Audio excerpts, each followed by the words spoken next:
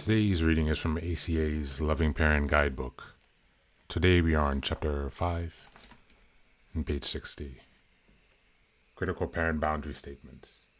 The guided practice gives you some examples of internal boundary statements that you can use with your inner critical parent. Thank you for your concern. I'm here now. You can relax and take a break.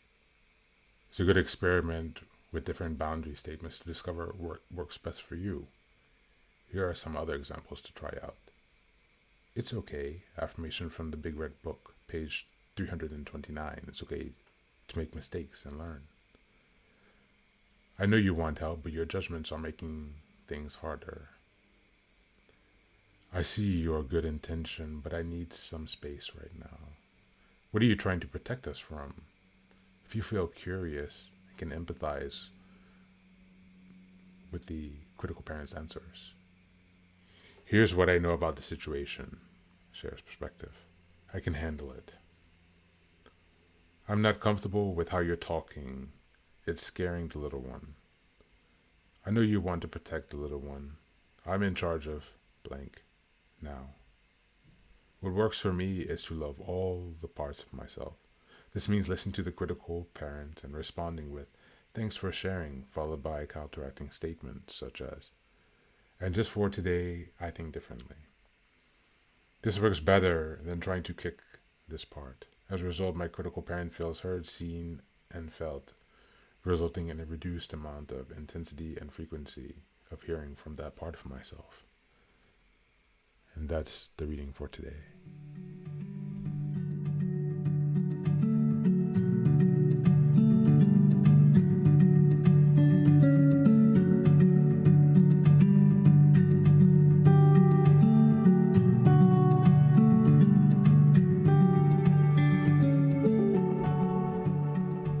Another really important lesson, guys.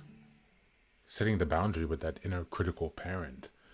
Setting a boundary with yourself. It's not yourself, it's the inner critical parent's voice that interjects. But it's an internal process of setting that boundary on your own. It doesn't require a third party's action. And this is a different kind of boundary that you might have to catch. One thing I've noticed for myself is that I often struggle even to identify yet, or still sometimes, occasionally, when I'm caught up in that inner critic drasticizing and catastrophizing. All examples of my inner critical parent running amok. How good are you with catching your inner critical thoughts, for example? Let's think about that today. Let's reflect on that. Have you noticed a trend if you've been in your journey for a while now, your healing journey? Have you been getting better at catching yourself? Do you still have some struggles? Where do you have challenges? Do you rely on yourself for this process, or is there someone in your area who has been a support? Thanks again for being here, and have a great day. Be well.